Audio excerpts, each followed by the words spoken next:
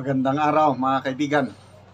Ito medyo nakakabahala problema itong pag-usapan natin sa Department of Transportation, na kung saan bago lang pinalitan ang secretary, si Jaime Bautista, pumalit Vince Dizon.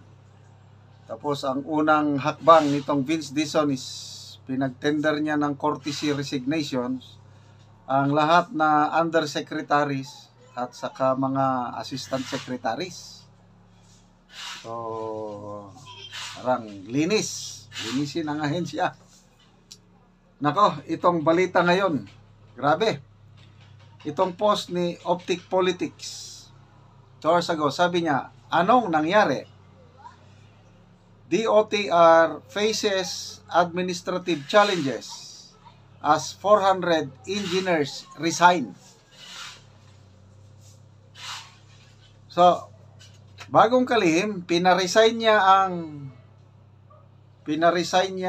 lahat na USEC at ASEC para may free hand siya para linisin ang ahensya. Ito naman ang sumambulat,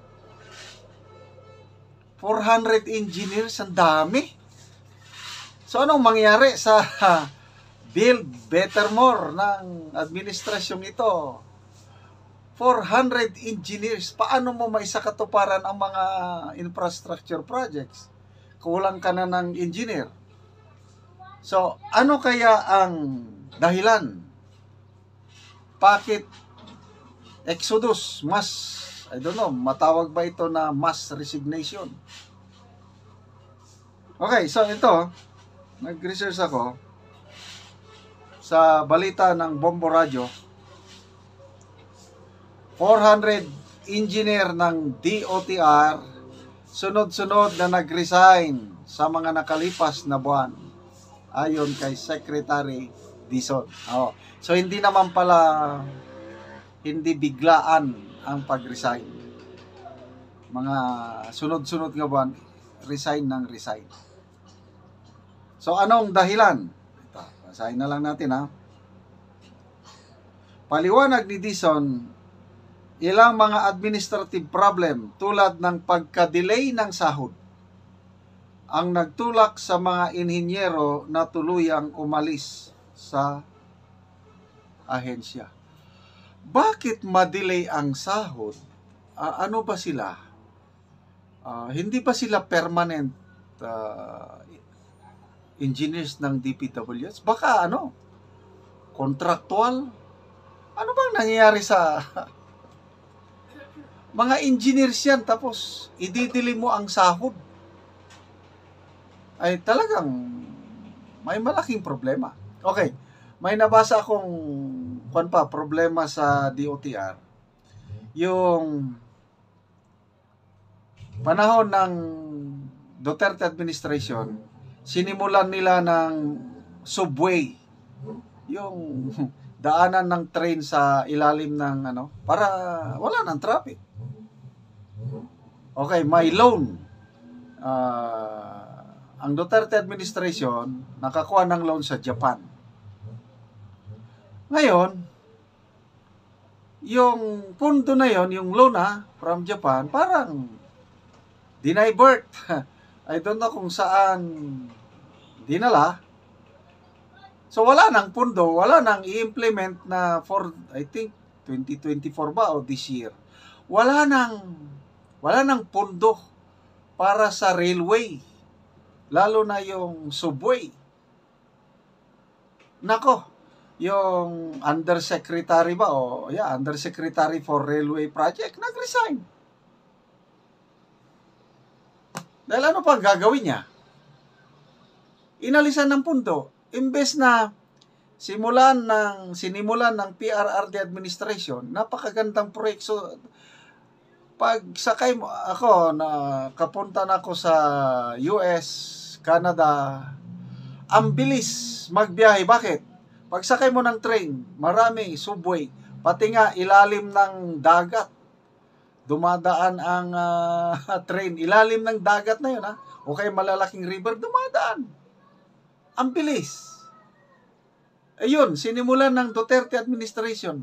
Hindi naman ipinatuloy ng administrasyong ito dahil ang pundo dinala kung saan.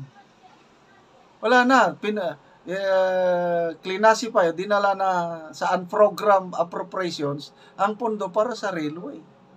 O pag-resign ng ng USEC for railway, ito siguro resign din ng mga engineer. So ano bang nangyayari sa ating bansa? Magbasa tayo ng mga comments. Okay, people who reacted muna. 1,800 reacted, 904 tumatawa. Sinong tinatawanan? 492 like. Okay, comments.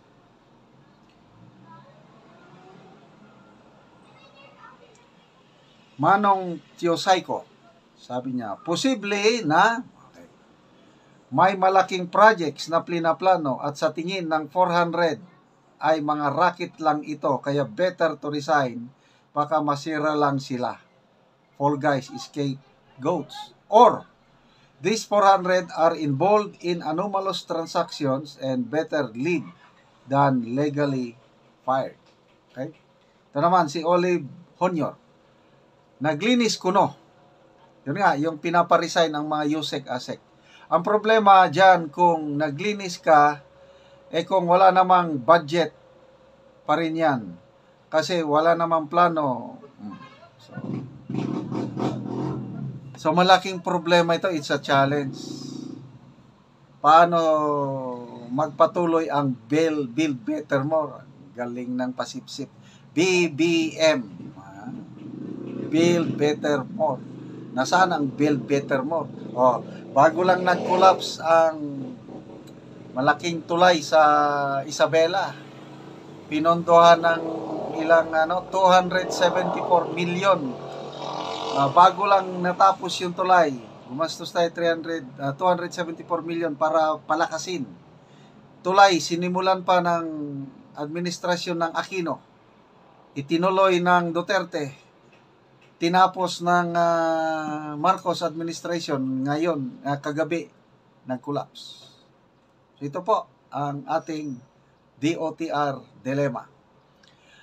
Mga kaibigan, salamat yung palagi nyong panonood sa ating channel. Nakakatulong po kayo sa Tribong Talaandig. Dahil sa inyong panonood, namimigay tayo ng libreng yero at pako sa tribo para maayos ang sira-sira nilang bahay or makapatayo sila ng bagong bahay. Panoorin nyo ang video na ito, kabalikat kayo sa pagtulong, ituloy nyo lang po ang panonood na hindi kayo nag-i-skip ng ads. Tabok og naa diri si nanay og si tatay sa kadtong ilang payag nga luoy gid kaayo og natagaan na ni sila og yero og karon nakabalay na ni sila. Maayong hapon tatay, nanay. Maayong hapon sad. Oo, mo na ni kadtong inyong payag nga silupin lang in taon. Mao na ni. Oo. So, mga sako. Mga sako ra ni. So, natagaan naman mo tatay og giro. Oo. Uli namin dito sa among balay nga kuwan. Oo. Bako kibalay kay natagaan man ni Ogsen. Oo, natagaan. Tuod nga wala pa mauman pero giri ana kay namo. Oo, kay luoy man mo dire so karon nakauman na mo.